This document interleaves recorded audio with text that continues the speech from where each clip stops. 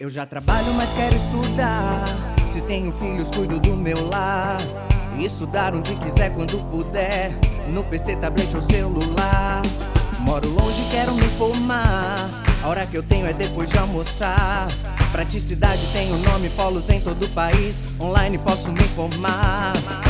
EAD, Unicesumar tem qualidade de ensino pra você criar. EAD, Unicesumar, você escolhe a hora que quer estudar. EAD, Unicesumar em cada canto do Brasil, porque melhor não há. EAD, Unicesumar, do meu jeito, no meu tempo, em qualquer lugar.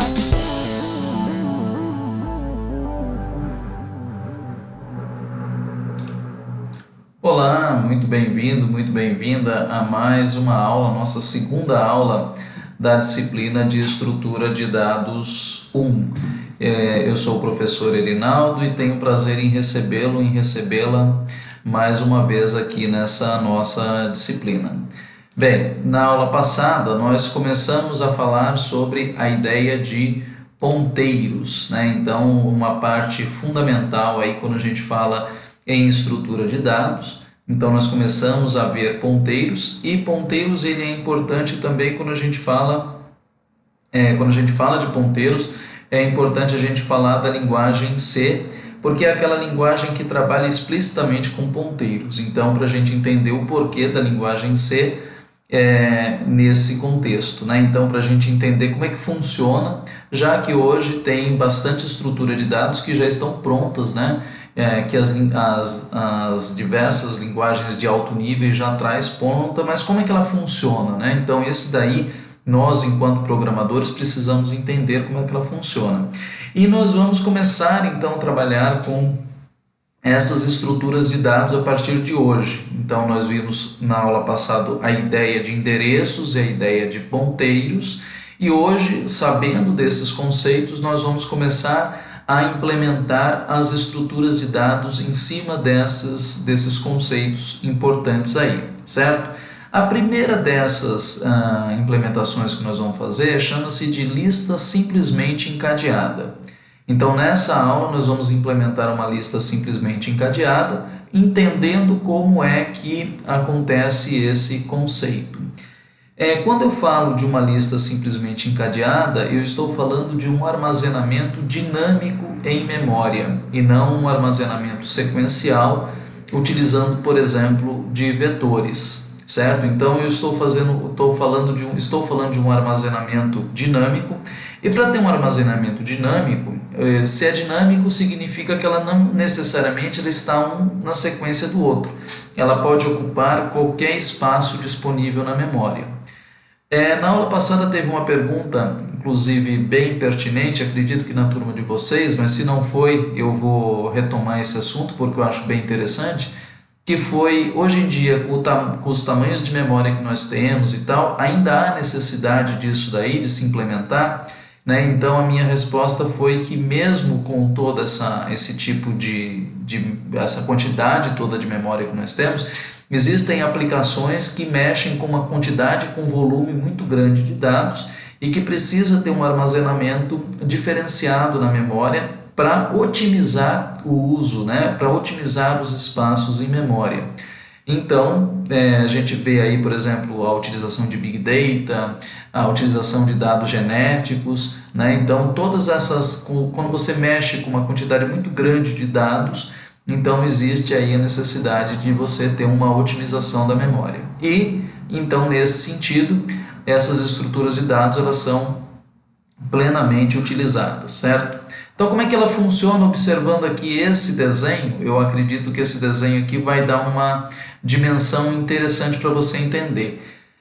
Existe uma cabeça que é um primeiro nó, né? Essa cabeça ela aponta para o primeiro objeto que me interessa. Esse objeto guarda um valor ou um conjunto de valores e ele aponta para o próximo objeto que me interessa. Esse próximo objeto tem lá um conteúdo ou um grupo de conteúdos que me interessa, que aponta para um próximo endereço e assim sucessivamente até eu encontrar a cauda. O que é a cauda? A cauda é um endereço, né, ou está apontando para um lugar que ainda não é um endereço que está sendo utilizado, né? Então, que não é utilizado ainda. Então, esse daí é a cauda, ela não guarda nenhum endereço. O último valor, o último objeto, que é a cauda, não guarda nenhum endereço, certo? Então, a cauda é o último carinha aqui que aponta, tá vendo que ele está apontando aqui, mas não está apontando para ninguém ainda. Então, essa daí é a característica de uma lista simplesmente encadeada, que nós vamos desenvolver hoje na nossa aula. Muito bem, continuando aqui, o que é então a ideia de uma lista simplesmente encadeada? A definição trazida pela Ascencio diz que é um conjunto de dados que eles são organizados linearmente, né? Então pode ser, nós vamos escutar bastante nomes aí, como uma lista linear, uma lista ligada, lista encadeada, né? Lista encadeada linear, porque ela representa uma linha. Nós vamos ver outros tipos de lista que ela não representa uma linha, mas que ela representa, por exemplo, um círculo. Então, essa daqui, quando a gente está falando, ela representa um conjunto de dados, e esses dados são organizados de forma linear, certo? Então, essa daqui vai ser a nossa primeira aula para a gente compreender como é que funciona essa estrutura. Como eu havia falado para vocês, né, nós vamos seguir uma linha cronológica que não é necessariamente a linha do livro. Então, hoje nós vamos falar da unidade 3, então nós vamos ficar na unidade 3 durante as próximas aulas, onde nessa aula especificamente nós vamos falar de lista. Na próxima aula nós vamos falar de lista duplamente encadeada, então entender qual é o conceito de duplamente encadeada. E na outra aula nós vamos falar de lista circular, certo? Então são pontos importantes que nós vamos trazer para a nossa aula aí. Essa nossa aula ela é dividida em 3 momentos, onde primeiro nós vamos entender o conceito, então nós vamos fazer uma parte introdutória. Depois nós vamos trabalhar com os fundamentos, ou seja, com a ideia conceitual do que é uma lista dinâmica, ou do que são listas dinâmicas.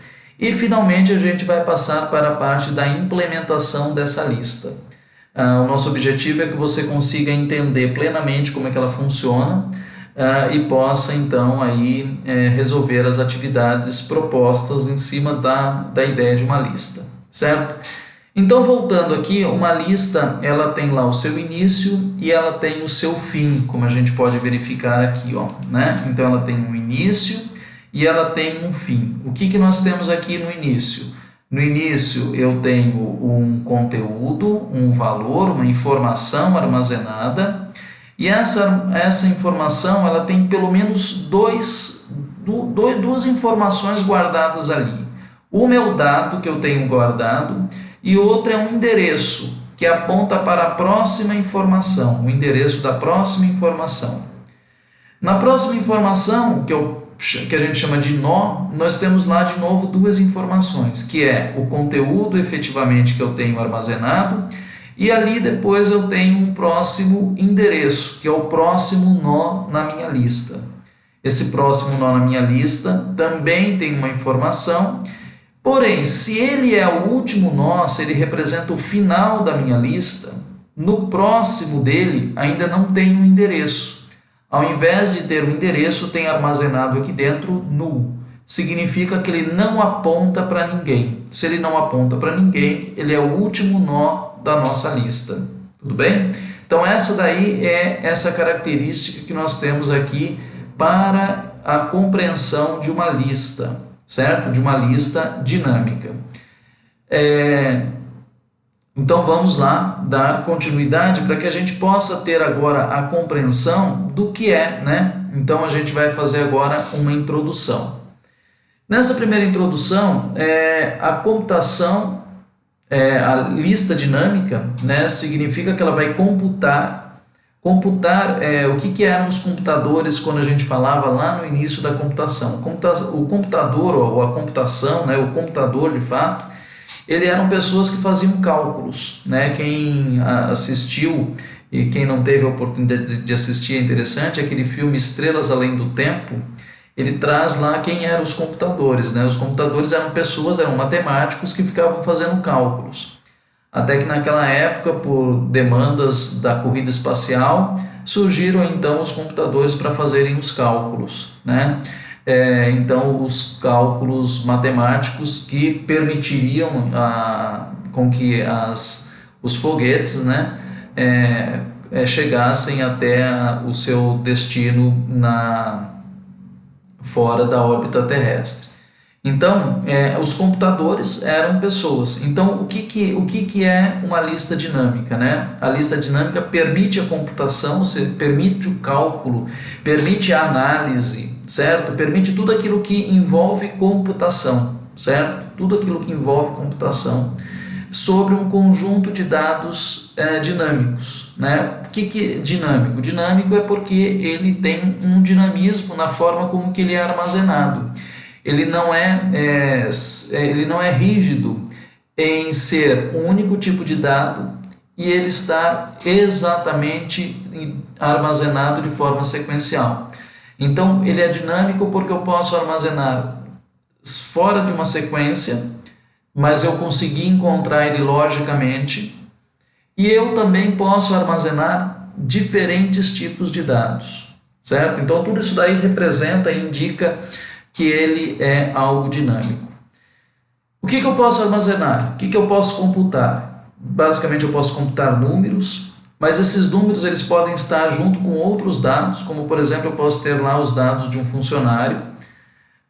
Além de ter dados de funcionários, eu posso ter dados de produtos, ou seja, eu posso ter uma série de conteúdos diferentes que tratem lá dados diferentes. Eu posso ter lá dados numéricos com dados que são literais. Esses dados numéricos eles podem ser inteiros ou podem ser reais, e eu posso ter tudo isso daí dentro de uma única estrutura, certo? Eu posso criar então a partir daí o que a gente chama de tipo abstrato de dados, um tipo de dado que eu crio para um determinado fim, para uma determinada necessidade que eu tenho, onde o dado primitivo especificamente sozinho não consegue resolver. Eu preciso juntar vários dados primitivos para ter um dado do tipo que eu quero, certo? Então essa daí é uma característica. Quais são as principais operações que eu posso realizar quando eu falo de uma lista dinâmica ou quando eu falo de uma lista? Basicamente, aquilo que a gente tem como um CRUD. Eu posso inserir um dado, eu posso remover esse dado, eu posso consultar esse dado, que ele está chamando aqui de buscar. Eu posso, inclusive, não está colocando aqui, mas eu posso alterar esse dado, eu posso contar quantos elementos tem lá dentro desse meu conjunto de dados, ou seja, todos os tipos, todas as operações permitidas, né, mas basicamente as 4 operações funcionais sobre dados, que é a inserção, a remoção, a consulta e a alteração de dados. Então, tudo isso daí é possível com que eu faça dentro de um conjunto de dados. E isso é mais utilizado do que a gente possa, então, imaginar, né? Sempre que a gente estiver falando de algum sistema de informação, a gente vai acabar se deparando com uma situação como essa, né? Um programador vai acabar se deparando com uma situação como essa. Dentro dessas características, nós temos então aí uma estrutura de lista que ela é chamada de encadeada, porque ela cria uma cadeia. Então, basicamente, ela tem dentro dessa estrutura, ela tem basicamente 2 elementos, né, que caracterizam ela. Um que representa o dado, mas não necessariamente precisa ser um só.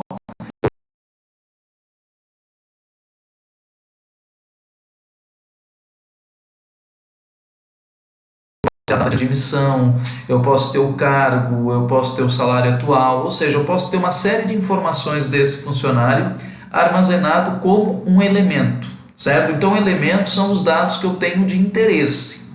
E o outro dado obrigatório que tem que estar lá é um dado do tipo ponteiro, né? Então, basicamente, eu tenho os elementos de dados, que é aquilo que me interessa, e eu tenho um outro dado, que é o dado ponteiro, que aponta para o próximo elemento da minha lista, certo? Essa lista ela pode ser uma lista homogênea, O que eu falo, o que eu quero dizer quando eu falo de uma lista homogênea? Ela tem apenas um único tipo de dado, né? Então, todos os dados dentro dela são inteiros, todos os dados dentro dela são do tipo ponto flutuante, todos os dados são caracteres. Eu tenho lá, então, um tipo de lista homogênea. E eu posso ter um tipo de lista heterogênea, que foi, por exemplo, essa que eu acabei de citar para vocês com os dados do funcionário, onde eu tenho valores literais, onde eu tenho valores numéricos. Então eu posso colocar tudo dentro de uma lista, e essa lista ela vai ter a sua heterogeneidade, né, que se diz. Quais são os tipos de listas que nós podemos implementar e que nós vamos implementar nas nossas aulas? Uma lista simplesmente encadeada, que é essa primeira que nós vamos fazer. Na próxima aula nós vamos fazer uma lista duplamente encadeada. Lembrando que a duplamente encadeada e a lista circular, elas são citadas no nosso material, porém elas não estão implementadas lá. Então a próxima aula vai ser uma aula bem interessante, as próximas 2 aulas vão ser interessantes, justamente porque vão trazer para dentro da nossa aula, vão enriquecer o nosso conteúdo. São 2 conteúdos que são citados, mas que não são implementados. Então a gente vai trazer essa implementação para a nossa sala de aula, certo? Então acho que vai ser enriquecedor, vai ser bem interessante para a gente. E é o que nós vamos fazer na próxima aula.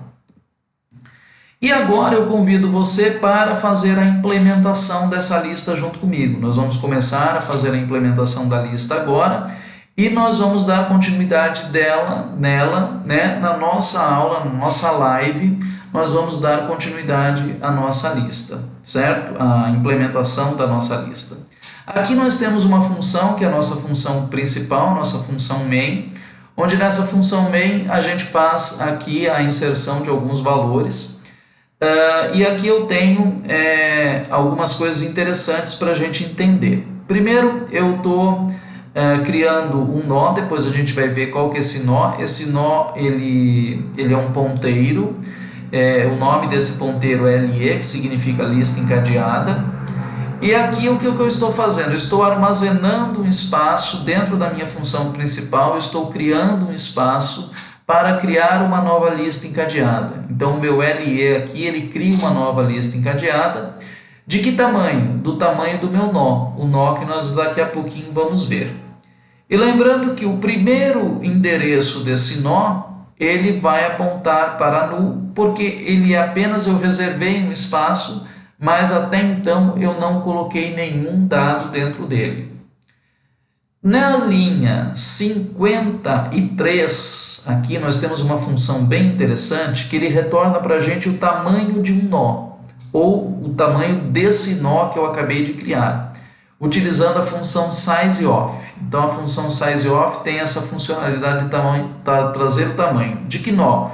Do nó LE que eu acabei de criar aqui, certo? Aqui ele vai fazer a função inserir, que nós vamos ver durante a nossa aula, onde aqui ele faz um cálculo, mas esse cálculo aqui é apenas para ficar com valores diferentes. Ele vai inserindo valores aqui. Eu tenho um valor inicial 10, esse valor vai ser multiplicado de 1 até 10, e cada vez que eu vou multiplicando, cada vez que eu passo por essa iteração, eu vou guardando o valor dentro dessa minha lista. Na linha 51 eu vou fazer a impressão da lista, vou mostrar essa lista inteira como ela está, vou excluir um elemento da lista, vou mostrar essa lista novamente com esse elemento que eu excluí, e aqui eu vou fazer uma busca para ver se esse elemento aqui, que é o elemento 10, se ele faz parte da minha lista encadeada ou não, certo? Então isso daqui vai ser a implementação que nós vamos fazer agora na nossa aula, nessa nossa aula aqui ao vivo, certo? Então eu vou aqui pedir a sua ajuda para você ir acompanhando comigo nessa aula. Vamos ver se as duas informações vão aparecendo aqui e vamos então começar a fazer a nossa aula, onde você já pode verificar aqui que parte do nosso código ele já está disponível lá, né? Parte do nosso código já está disponível, que é justamente essa apresentação que tem aqui a nossa função principal, a nossa função main aqui, que eu acabei de falar para vocês, e nós vamos aqui ter três situações, né? Os três include básico. Esse primeiro include do stdio, que serve justamente para a entrada de dados, né? Para entrada e saída de dados. Sempre que eu trabalhar com ponteiros, eu vou utilizar o stdlib. E esse daqui, embora ele não foi utilizado aqui, né? A função desse loqueio é justamente para que a gente utilize a acentuação, tá? Então são os três pontos aí principais. Mas agora o que nos interessa é nós entendermos aí a criação da nossa lista, certo? Então aqui, a partir da linha 5, eu quero que você preste muita atenção no que nós vamos desenvolver aqui agora. Primeiro ponto, eu vou criar um novo tipo de dado. Então, para criar um novo tipo de dado, eu vou utilizar o typedef.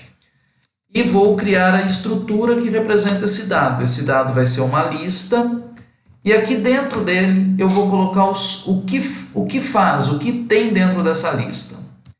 Essa nossa lista, basicamente, vai ter um valor inteiro, que vai ser um int, obviamente. E esse valor inteiro vai ser o conteúdo da nossa lista. Eu poderia ter vários tipos de informação aqui, não apenas inteiro, mas eu poderia ter inteiro, float, double, char e assim por diante. Poderia ter uma série de tipos diferentes de dados. E ele precisa de mais um dado importante aqui, que é o quê? Um dado que é um ponteiro. Um ponteiro que aponta para o próximo elemento. Próximo elemento de quem? Próximo elemento desse próprio cara que eu estou criando aqui. Então, ele aponta para um cara exatamente igual esse daqui. A tudo isso daqui que eu acabei de criar, eu vou dar um nome. Vou dar um nome para ele de nó. Esse daqui é o nó da minha lista. Tudo bem? Então, esse daqui é o primeiro ponto. Ótimo. Quando eu criei esse cara aqui, do tipo nó, que eu vim aqui na minha função principal, o que eu fiz aqui? Eu chamei ele aqui uma lista encadeada, que é do tipo nó, ou seja, o LE é desse tipo aqui, certo?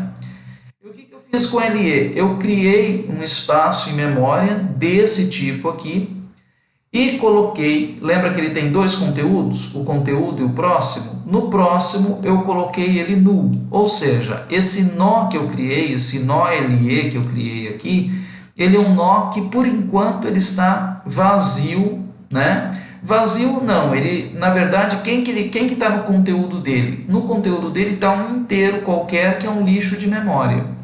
Se você pedir para dar um print no conteúdo, ele vai exibir qualquer coisa que esteja lá, certo? Só que o detalhe ele está sozinho, por enquanto ele não aponta para ninguém. Se eu quisesse então criar alguém aqui para que eu pudesse inserir alguém aqui dentro dessa lista, né? Como é que eu faria para inserir alguém dentro dessa lista? Então, eu vou criar aqui na linha 10, vou criar para vocês verem a função inserir, né? Então, a função inserir, ela não me retorna nada. Então, se ela não me retorna nada, aqui na frente da função vai sempre o tipo de retorno. Se ela retorna alguma coisa, eu coloco o tipo de coisa, se é um inteiro, se é um float, se é um char e assim por diante. No caso, ela não me retorna nada, então eu coloco void. E aqui eu vou dar o nome da minha função, que é a minha função inserir. Eu vou inserir alguma coisa. Então, se eu vou inserir alguma coisa, eu tenho que dizer o que eu vou inserir. Geralmente eu vou inserir quem? Vou inserir o conteúdo. Esse conteúdo eu vou passar ele como parâmetro, vou chamar ele de x. O parâmetro que eu estou passando, o conteúdo que eu vou passar é x. E eu vou passar ele, se eu vou passar alguma coisa, eu vou passar essa coisa para alguém. Então, eu vou passar essa coisa para um nó que eu estou chamando de P, certo? P de ponteiro, certo? Um ponteiro de um nó. Agora, como que é que eu faço, então, para inserir? Primeira coisa, eu vou criar um novo nó. Então, eu vou criar aqui um nó novo. Então, novo é do tipo nó, certo? Novo é do tipo nó. Então, novo tem o quê? Conteúdo e tem próximo. Isso que tem dentro do novo. Muito bem. Agora, eu criei novo, eu preciso alocar o novo na memória. Então, como é que eu faço para alocar o novo na memória? Eu vou dizer que novo é igual a malloc. Malloc é uma função de alocação dinâmica de memória. Eu vou alocar um espaço na memória. Um espaço de que tamanho? Um espaço do tamanho do nó. Um espaço que caiba lá dentro o conteúdo e que caiba também um endereço do próximo elemento. Então, um size of de nó, um tamanho do meu nó. Ótimo. Mas até aqui, o que eu fiz? Criei um nó, o nó está ocupando um espaço de memória, um espaço que eu reservei aqui na linha 12, só que ele ainda não tem nenhum conteúdo dentro dele. Então, o que eu vou fazer? Eu vou dizer que o novo vai receber como conteúdo, lembra que ele tem duas coisas, o conteúdo e o próximo. Ele vai receber como conteúdo quem? O x que eu passei aqui como parâmetro. Então, ele vai receber o x que eu passei como parâmetro. Tudo bem? E na continuidade? Na continuidade, lembra que eu preciso não apenas apresentar eu preciso dizer qual é o próximo endereço. Então, olha só. Vamos só voltar aqui um pouquinho para a gente entender. Lembra-se que esse cara aqui é o meu nó inicial, que a gente chama de cabeça. Ele está apontando para quem? Para nulo. Só que agora a minha cabeça já aponta para esse novo nó que eu inseri, certo? Então, o que eu tenho que fazer? Eu tenho que dizer que o novo nó, ele vai o novo nó, ele vai receber quem? Ele vai receber o que está no próximo. O que está no próximo aqui? Nulo. Então, ele vai receber o que está no próximo. Ele vai receber o que está no próximo. Ou seja, ele vai receber o nulo. Mas esse cara aqui agora não é mais nulo. Esse cara aqui, quem que ele recebe? Ele vai receber justamente o próprio novo. Então, o que eu tenho que fazer aqui? Eu tenho que dizer que o meu P próximo, que é esse cara aqui, ele representa esse que eu criei. Esse que eu criei aqui inicialmente, no início do meu programa. Eu tenho que dizer que ele vai receber quem, então? Que ele vai receber o novo nó. Ou seja, antes ele não chamava de nulo, agora ele vai receber o endereço desse cara aqui. Certo? É isso daí que eu tenho que fazer. Quando eu faço isso, eu acabei de inserir um elemento um elemento novo no meu nó. Certo? Essa daqui talvez seja uma dúvida que possa ter, né? Talvez seja um ponto crítico. Então, esse ponto aqui, caso seja crítico, é interessante com que vocês façam a pergunta na nossa live, certo? É muito importante que vocês façam a pergunta na nossa live. Da mesma forma que nós vamos inserir, nós também vamos excluir. Então, eu vou aqui fazer a exclusão com vocês. Como é que a gente faz a exclusão? A exclusão, do jeito que ela está aqui, ela vai pegar um elemento do meu nó e vai excluir. Simplesmente ela vai pegar o último elemento lá e vai excluir. Como é que eu faço isso? Para excluir, ele também é void, ou seja, ele não retorna nada. E ele vai receber a minha lista como parâmetro. Ele vai receber a minha lista inteira. E aqui eu vou dizer que eu vou excluir. Eu vou excluir um nó. Esse nó que eu vou excluir, eu vou chamar ele de lixo. Certo? O nó que eu estou apontando, eu vou chamar ele de lixo. Porque ele vai ser eliminado. Poderia dar qualquer outro nome para ele, mas vou chamar ele de lixo porque é o que eu vou eliminar. Lixo, que é o meu nó atual, ele vai receber quem? Ele vai receber o meu próximo. Ou seja, ele vai receber quem que está lá, quem que é o meu próximo? Ele vai receber nulo, né? Então, ele vai receber nulo. E o próximo O próximo, então, recebe quem?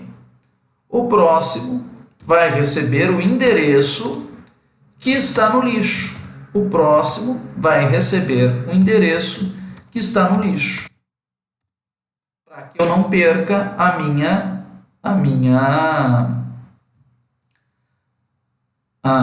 memória, para que eu não perca a minha sequência, a minha linearidade, né? Para que eu não perca a minha cadeia. Então o lixo vai ficar com nulo e o próximo, que era nulo, lembra? Vai receber o meu lixo. É isso daí. Ele vai receber o lixo. E o que eu vou fazer? No momento que eu coloquei esse daqui recebendo nulo, eu simplesmente utilizo o comando free, que é o comando que elimina ele da memória. Free é uma função do C que limpa a memória, certo? Com isso daí, nós criamos as duas funções, inserir e excluir. Na nossa aula ao vivo, então, o que nós vamos fazer? Na nossa aula ao vivo, nós vamos trazer para você mais algumas funções. Basicamente, nós vamos trazer uma função para que você execute a busca e para que você também faça a impressão, certo? Então, até daqui a pouquinho na nossa live. Até lá, pessoal. Tchau, tchau. EAD, Unicesumar, do meu jeito, no meu tempo, em qualquer lugar.